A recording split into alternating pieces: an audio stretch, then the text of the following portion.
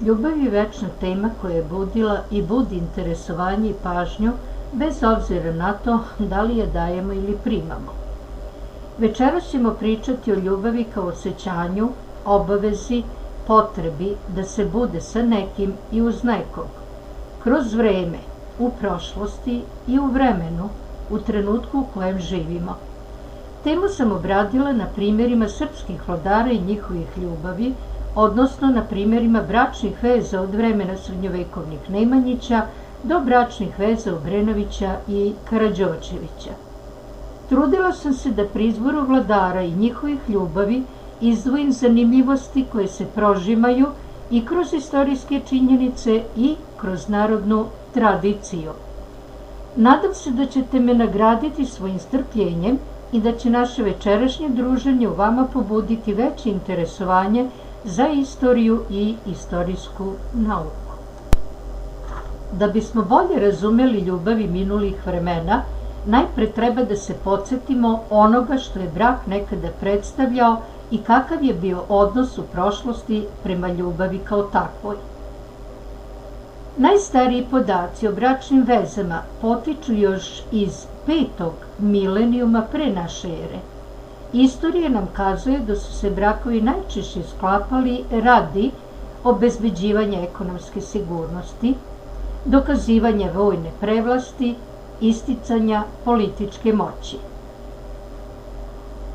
Pitanje je koliko je među supružnicima u zvaničnoj bračnoj vezi bilo ljubavi.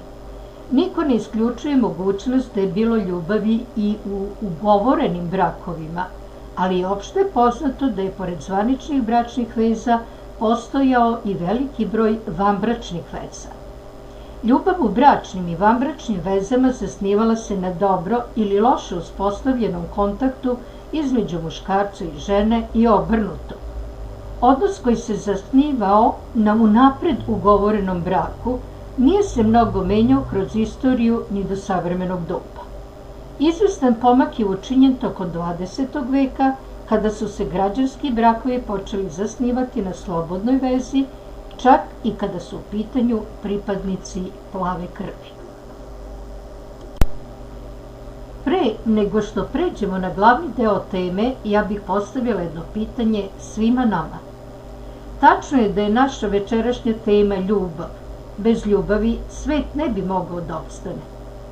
Istakla sam da su u prošlosti bračne veze unapred bile ugovorene, ali nisam isključila mogućnost da se i u takvim bračnim vezama rađala ljubav koja bi i danas mogla da posluži kao uzor uzajamnosti bračnih partnera. Tokom istraživanja naše večerašnje teme u više navrata nametalo mi se pitanje koje bih i vama da postavim. Na čemu se zasniva današnja institucija braka? To je svakako pitanje o kojem treba razmišljati. Ima li ili nema ljubavi? Pošto je naša tema srpski vladari i njihove ljubavi, pošla bih od nekih osnovnih informacija koje su mi se učinile zanimljivim kada je u pitanju poreklo srpskih vladarki. One su bitne za razumevanje složenosti naše večerašnje teme. Na dvorovima srpskih vladara našle su se mnogobrojne princeze, vladarke različitog porekla. Najviše grčkog, odnosno vizantijskog, njih čak 10. 8 Srpkinja, 4 Bugarke, 3 Mađarice, 2 Italijanke, 3 Rumunke, 1 albansko-grčkog porekla, 2 Francuskinje. Bilo je vladarki i građanskog porekla, kao što je bila Jelena, vožda Karađorđa, Persida, kneza Aleksandra Karađorđevića, knjeginja Ljubica, supruga kneza Miloša, Draga Mašin, kralja Aleksandra Obrenovića. Za nekoliko njih istorija nije zabeležila nacionalnu pripadnost. Najviše supruga srpskih vladara nosilo je ime Jelena.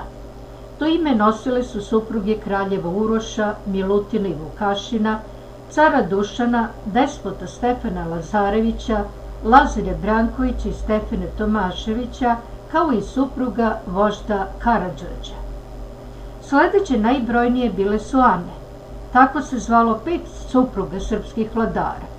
Među njima su žena velikog župana Stefana Nemanje, žene kraljeva Stefana Prvovenčanog, Radoslava i Milutina, kao i žena cara Uroša. Ovo je prosto rečeno statistika, a koliko je bilo ljubavi u tim brakovima. O nekim ljubavima su ostale brojne priče, pa i konkretne istorijske činjenice. Neke su dopisivane, neke idealizovane, neke prognane, neke veličane, ali sve one su sa sobom i u sebi nosile elemente koji i danas pobuđuju našu maštu. One su deo i realnosti u kojoj se živelo i u kojoj živimo danas. Pre nego što pokušam da na primjerima nekih od ljubavi naših vladara objasnim našu večerašnju temu, postavila bih još jedno indirektno pitanje koje se nameće baš zbog značaja i značenja ljubavi u prošlosti, a posebno kada su u pitanju dvorovi vladara. Da li se u vezama u prošlosti moglo roditi poneka iskra ljubavi, ako znamo da su brakovi bili stvar poslovnog dogovora, a ne kruna ljubavi? U kontekstu naše teme još jedna mala digresija i pitanje za razmišljanje. Kako biste objasnili povezanost, odnosno veze Srbije sa zemljama Evrope u prošlosti i danas? Zašto baš ovo pitanje? Pribeležite ga. Vaše odgovore očekujem na kraju predavanja, a naravno i vaša pitanja. Među ljubavima srpskih vladara, hronološkim redom, izdvojila sam one vladarke koje su u prošlosti bile predmet ljubavi svojih supružnika i koje su tu ljubav i uzvratile. Prva od njih, Ana Nemanjić, kako istorijski izvori beleže, bila je odana, pokorna i požrtvovana, simbol patrijarhalnosti i zaštitnica porodičnih vrednosti. Prema srednjovekovnim normama, Ana je bila idealna žena i zasluživala je svu pažnju svog supruga. Međutim, iza ove ljubavi koja je bila ispunjena toplinom, razumevanjem, pobožnošću, ostala je jedna neobična priča. U knjizi Vladimira Ćorovića Sveti Sava u narodnom predanju zabeleženo je: za vreme zidanja Studenice dopadne se car Nemanji neka vrlo lepa devojka iz okoline i on zaželi da je dobije. Kad to saznadu Kaluđeri, koji su se od nekuda takođe bili tu dok se manastir zidao, reše da ga sačuvaju od greha. Odmah naruče da dođe carica, kažu je zašto su je pozvali i uveče je podmetnu caru umesto one devojke. Car, misleći da je to ona devojka, provede s njom do zore. U zoru mu ona potraži zlatan prsten s prsta, da bi ga se imala po čemu sećati, i on joj ga dade. Za 3 godine, gradeći manastir, Nemanje nikako nije išao kući, niti je viđao carice. A ona 9 meseci posle one noći rodi muško dete. Kad čuje Nemanja da je carica rodila, poruči joj da ga ne čeka, jer će je, ako je zateče kod kuće, za neverstvo pogubiti. Ali ga ona nije poslušala, nego kad dođe car kući, ona mu pokaže prsten i ispriča sve, kako se bila dogovorila. Muško dete, koje se Nemanji tad našlo, bio je Sveti Sava. Tokom 12. i 13. veka bračne prevare i ljubavi izvan braka su smatrane poželjnim, ali samo za muškarce. Da li je Nemanja počinio blud ili ne, nije nam poznato, ali su se srednjovekovni hroničari pobrinuli da to predstave na način koji je to tadašnjoj crkvi odgovaralo i da pokažu da je Rasko Nemanjić plod velike ljubavi. O ženi kao takvoj, u kontekstu moguće ljubavi i njenom otvorenom iskazivanju, teško da se moglo govoriti. Ovo je preopis Anine odanosti i vernosti, onako kako su to norme srednjega veka nalagale, a ne kao izraz stvarne ljubavi. Tokom druge polovine 13. veka Srbija Nemanjića je bila država u usponu. Zato ne iznenađuje što se na dvoru kralja Uroša I našla žena koja je po poreklu bila visokog, plemenitog roda, Jelena Anžujska. I u srednjem veku su se pre sklapanja braka organizovali susreti budućih supružnika. Iza organizovanog susreta kralja Uroša sa Jelenom ostala je najromantičnija ljubavna priča iz vremena Nemanjićke Srbije. Biograf Jelene Anžujske, patrijarh Danilo II, kaže da je ovu princezu fruškoga roda kralj dočekao sa posađenim jorgovanima u dolini Ibra kako bi je podsjećali na rodni kraj. Ne znamo kakav je bio njihov prvi susret. Ne znamo kakva je Jelenina reakcija bila dok je putovala mirisnim drumom doline Jorgovana, ali iz njihovih biografija saznajemo da su se voleli i ostali verni jedno drugome do kraja života. Crkva je Jelenu Anžujsku posle smrti kanonizovala kao sveticu, a već više od 20 godina se u njenu čast organizuju svečanosti početkom maja meseca pod nazivom Dani Jorgovana. Tako u znak sećanja na jednu ljubav, svakog proleća zanosna i plahovita dolina Ibra, od Kraljeva do tvrđave Maglič, zablista i zamiriše opojnim mirisom Jorgovana.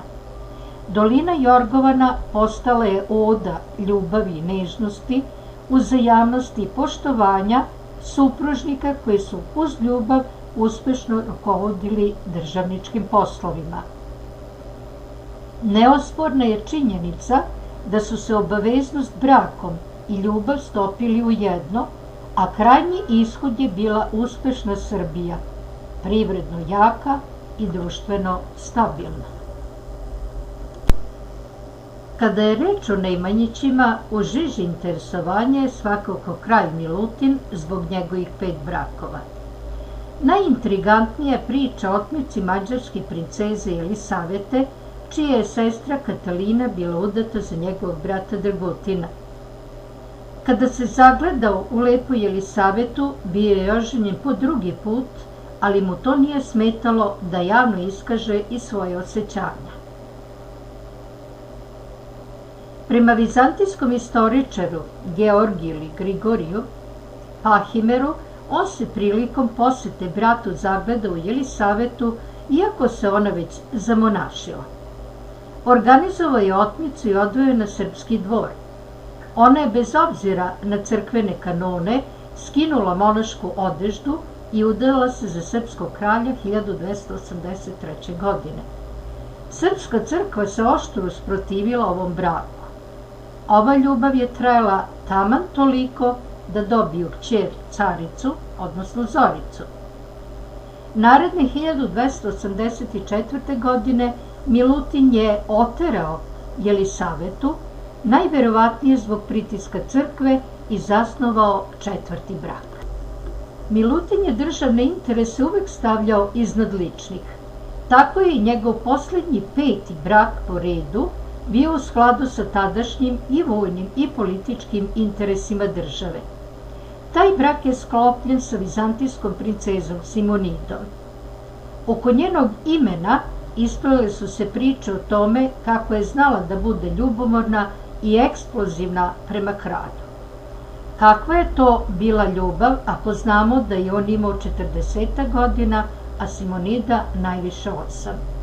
Pre bi se moglo reći da je takva reakcija proizlazila iz saznanja da je sam položaj vladarke dozvoljavao takvu vrstu ponašanja čak i u srednjem veku. Prema tome, ako je i postojala iskra ljubavi, državni interesi su uvek bili ispred ličnih. Srednjovekovni okviri odredili su i ljubav knjeginje Milice i kneza Lazara Hrebeljanovića. U istorijskim izvorima se pominje kao idealna supruga, majka i sestra. Plenila je vedrinom duha i svojom blagošću. To znači da je sve komponente koje uključuje ljubav znala racionalno da rasporedi. Crkva je i ovu ljubav tako očiglednu i javno ispoljavanu, zaodinula verskom pričom. Na mestu gde su se knez Lazar i knjeginja Milica sreli i zavoleli, podignuta je njena zadužbina Ljubostinja, mesto ljubavi poput stene. Sa 15 godina je odvedena u Dubrovnik da se u Caričinoj školi za mlade devojke najvišeg roda spremi za udaju. U Dubrovniku je upoznala svoju prvu ljubav, zvao se Marin. Bio je plemić i bavio se pesništvom. Međutim, jedne noći Milica se u svom snu između Lazara i Marina opredelila za Lazara. U svojoj knjizi Igra anđela Ljiljana Habjanović-Đurović je između ostalog zabeležila: s kim god da je bila, bila je sa njim. Šta god da je radila, radila je sa njim. Želela je da bude lepa svome mužu i nikad nije prestala da se doteruje. Želela je da svojom lepotom, raskošnom odećom i skupocenim nakitom svedoči o bogatstvu, moći i prefinjenom ukusu svoga doma i muža. Nosila je svoje gospodstvo ne kao haljinu, nego kao kožu, do kraja života. Do kraja života nosila je u sebi ljubav i prema poginulom mužu. Ljubav jednog kneza i jedne knjeginje se kroz sećanje i dela pretočila u vanvremensku i vanprostornu kategoriju najuzvišenijeg osjećanja. Ljubavi koja traje i kada njenih aktera nema više među živima. Predlažem da zastanemo na trenutak i razmislimo. Znamo da je žena u srednjem veku bila podređena muškarcu i zahtevima patrijarhalnog društva. Pitanje njenih prava nije se postavljalo jer ih ona nije ni imala. Ipak, žena je bila i predmet obožavanja i predmet ljubavi koja joj je darovana. Pokušajte da odgovorite na pitanje kako je to žena u srednjovekovnom miljeu sticala pravo da joj se ljubav daruje. Odnos prema ženi, pa i prema ljubavi, nije se vekovima menjao. Zato se žena 19. veka po svom položaju ne razlikuje od žena iz prethodnih vekova. Ipak, neke od njih, poput knjeginje Ljubice, žene Miloša Obrenovića, možemo smatrati začetnicama emancipacije žena u srpskom društvu. Uoči udaje, Ljubica je bila najviđenija među devojkama iz sve okoline. U nju se zagledao godinu ili dve pre izbijanja ustanka brat po majci Milana Obrenovića, Miloš Teodorović Obrenović, budući srpski knez. Iz vremena njihovog prvog susreta zabeležene su reči kneza Miloša: čim videh Ljubicu, ostaše mi oči na njoj. Milošu nisu ostale samo oči na Ljubici, jer se viđenje završilo sklapanjem braka po svim propisima kako je nalagalo patrijarhalno društvo tog doba. Knjeginja Ljubica je u javnosti zbog svoje pravičnosti i odlučnosti uživala veliki ugled, ali je istovremeno bila žena od krvi i mesa. Bila je netrpeljiva prema muževljevim neverstvima. Njena ljubomora se može shvatiti kao reakcija unižene i povređene žene koja želi svog muškarca za sebe i ne želi da ga deli sa drugim ženama. Jedno od neverstava kneza Miloša okončalo se tako što je knjeginja Ljubica ubila kneževu ljubavnicu Petriju.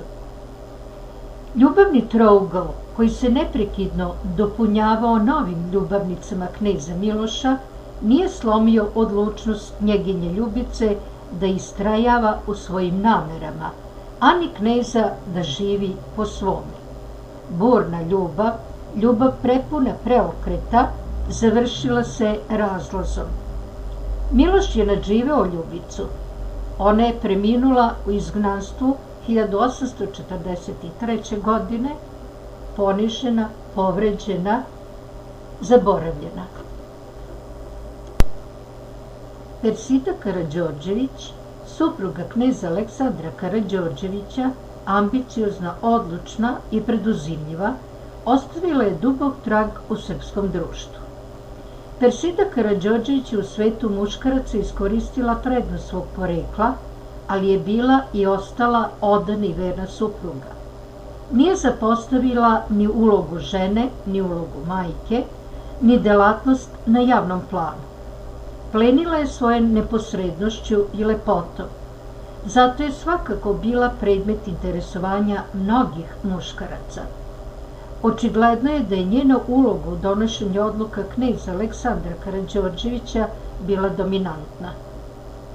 Delovala je sugestivno, pa su se njene ambicije i preduzimljivost prepletali sa ljubavlju.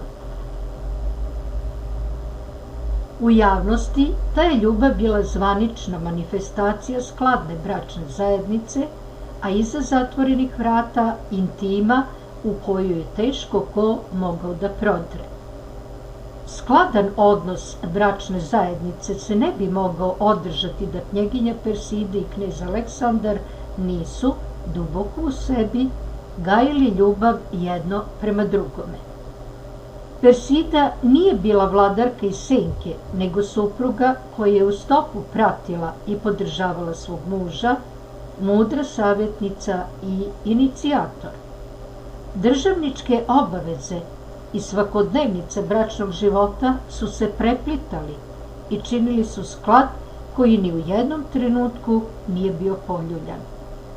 Jednostavno, dvoje mladih ljudi je uspelo da ostvari svoje pravo na beskompromisnu, nepodeljenu ljubav i da odgovori zahtevima vremena u kojem su živjeli. U životima srpskih vladara ostale su mnoge priče nedorečene.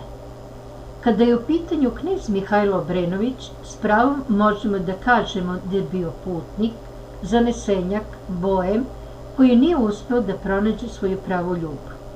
Bio je plahovit i zaljubljive prirode. Ljubavni zanosi su znali da ga ponesu, ali su ga brzo i napuštali. 2 puta je bio zaljubljen u bliske rođake, u sestru od strica Jekaterinu i sestričinu Katarinu Konstantinović. Iz ljubavne romanse sa Marijom Berghaus dobio sina Vilhelma, odnosno Velimira, kojeg je priznao, ali kao vanbračno dete nije imao pravo da nasledi presto. U zvaničnoj bračnoj vezi sa mađarskom groficom Julijom Hunjadi nije našao zajednički jezik. Kako je brak bio sklopljen bez neke probuđene zainteresovanosti supružnika, tako je i njegov opstanak od samog početka bio pod znakom pitanja. Nijedna od ljubavnih veza kneza Mihajla nije bila trajna. Pre bi se moglo govoriti o opsednutosti ženom kao takvom. Nakon prvog ljubavnog zanosa usledilo bi zahlađenje. Incestne veze u 19. pa i u 20. veku nisu bile nikakva novost.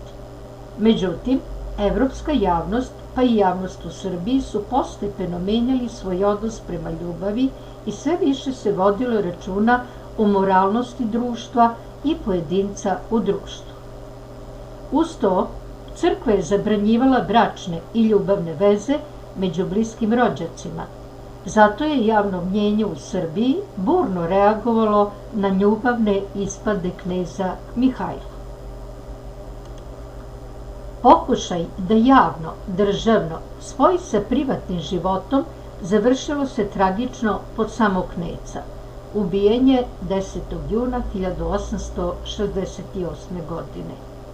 A u sećanjima savremenika i potonjih vremena ostala je zabeležena tvrdnja da je knez lično napisao stihove pesme "Što se bore, misli moje". Tragična ljubav obeležila je dvor Obrenovića i na samom kraju 19. i početkom 20. veka. Sa smrću ljubavnog para, kralja Aleksandra Obrenovića i kraljice Drage Mašin, prestala je i vladavina vladarskog roda Obrenovića. Kralj Aleksandar i Draga Mašin upoznali su se na dvoru. Ona je bila dvorska dama kraljice Natalije, a on sin vladara, na čije oblikovanje u velikoj meri uticao loš odnos njegovih roditelja. On je u njoj našao utehu i razumevanje, a ona mogućnost da ostvari svoje ambicije. Opšte je poznato da je Draga Mašin bila punih 12 godina starija od kralja Aleksandra, pa se vrlo često, kada je reč o ovoj ljubavnoj vezi, pominje Edipov kompleks. Bez obzira na jednu ovakvu konstataciju, ljubav se dogodila. Pratila ih je sa svim strastima i impulsivnim reagovanjima i u životu i u smrti. Njih dvoje su svu svoju ljubav javno pokazivali i prikazivali. Nemoguće je dati odgovor na pitanje da li je ova ljubav bila istinska ili se rodila iz potrebe. Jasno je da su se državnički i lični interesi toliko spleli da je javno postalo privatno, a privatno javno. Nijedna od prethodnih ljubavnih veza nije imala tako burnu pozadinu, a još manje nesrećen epilog kao ljubav Aleksandra Obrenovića i Drage Mašin. On duboko nesrećan od najranijeg detinjstva, a ona u stegama patrijarhalnog sveta bez prava na slobodu izbora. Ipak, ona je načinila svoj sopstveni izbor, ostavši do zadnjeg časa uz kralja. Strast ili najdublja, najiskrenija ljubav, dilema je koja će svakako ostati predmet i drugih istraživanja kada je u pitanju ljubav kralja Aleksandra Obrenovića i kraljice Drage Mašin. Zorka Karađorđević je rođena na dvoru Petrovića i odgojena je u duhu patrijarhalne obaveze žene da u braku štiti interese svog supruga i odgaja decu. Splet okolnosti je doprineo tome da se između Petra I i Zorke Petrović rodi ljubav na prvi pogled. Petar je nasledio tananost svog oca i umnost i preduzimljivost svoje majke. Zorka je bila elegantna, duhovita, energična, obrazovana devojka. Imali su sve kvalitete koje dvoje mladih mogu da posjeduju. Zorka je bila posvećena ideji da zadovolji protive svog supruga. Cilj joj je bio da supruga vrati na presto, da postane kraljica i rodi naslednika. Međutim, njeno krhko zdravlje okončalo se njenom preranom smrću. Rizične trudnoće i rešenost da rodi prinčeve dostojne vladarske loze Karađorđevića došle su joj glave. Nije dočekala da vidi ostvarenje svog sna. Petar I je ostao udovac. Posvetio se sećanjima u koje je utkao melanholičnost i setu, a uteku je našao u tome što se velikom predanošću posvetio državničkim poslovima. Radost i tuga života našli su se u jednom trenutku zajedno i ostali u neraskidivoj vezi koja je dostojna poštovanja i razumevanja. Ova ljubavna veza nije dobila svoj pečat u javnosti kao prethodni primer. Prosto, ova je ljubav bila tiha, spontana, nenametnuta i nije javnosti davala povoda da se o njoj loše govori i piše. Ljubav Petra I i Zorke Petrović čini se jeste jedan od primjera čiste, iskrene ljubavi koju nisu dotakle neiskrenost i surovost vremena u kojem su živeli. Brak kralja Aleksandra I Karađorđevića i kraljice Marije bio je ugovoreni brak, ali niz podataka kojima raspolažemo upućuju na to da je u ovoj vezi bila presudna ljubav i to ljubav na prvi pogled. Marija je bila ličnost koja se uklapa u profil vladarke prema svim dinastičkim normama. Ipak, brak kralja Aleksandra i kraljice Marije nije bio puka formalnost. Njena uzornost i smernost pogodovali su vladaru koji ni u čemu nije sputavao svoju suprugu. Bila je talentovana, naklonjena umetnosti, ljubitelj automobilizma, prva žena koja je u Kraljevini Jugoslaviji posjedovala vozačku dozvolu.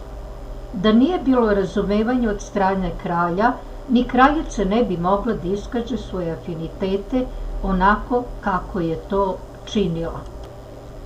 Uvažavanje i poštovanje uzvraćala je istom merom. Svi njeni postupci su upućivali na to da je bezrezervno volela kralja.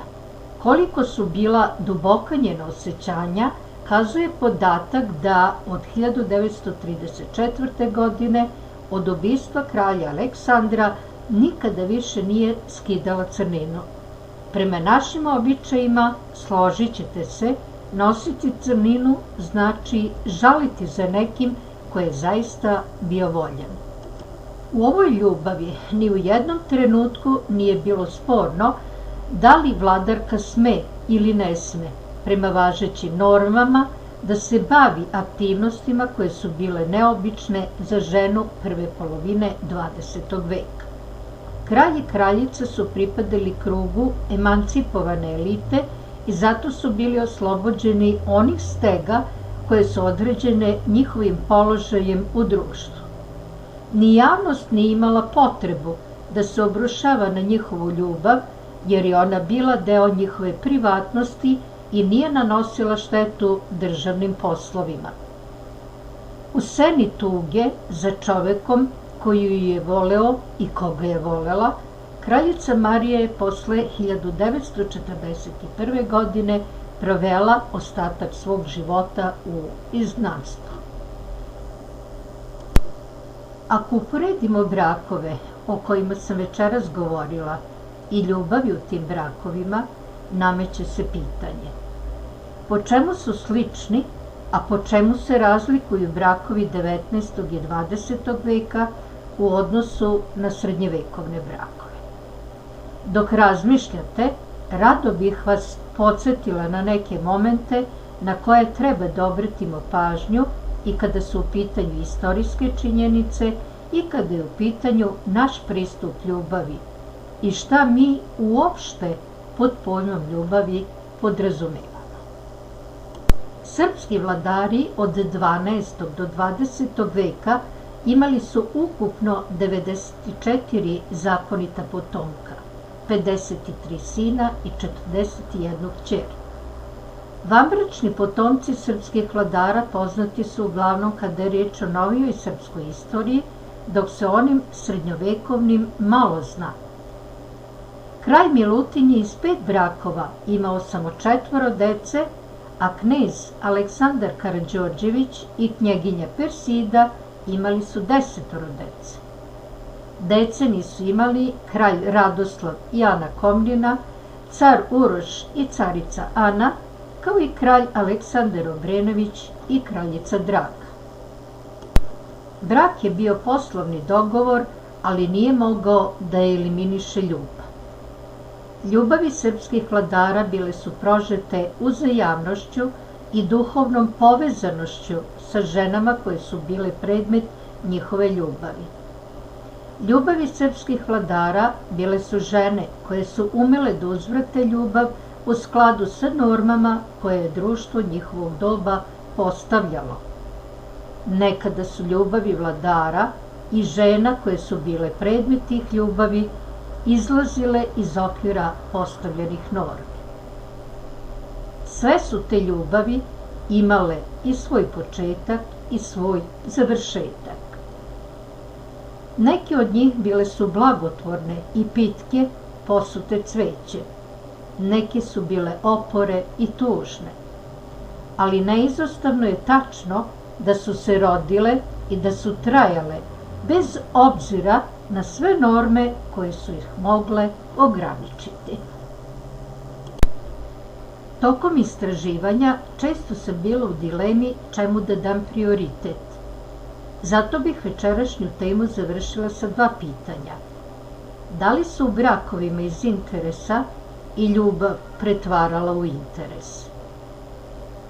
Ako je ljubav imperativ, šta je onda posledica? Svima vama se najtoplije zahvaljujem na pažnji i timu što mi je omogućio da ovo zrnce istorije predstavim kroz najtananiju nit koja sve nas vezuje.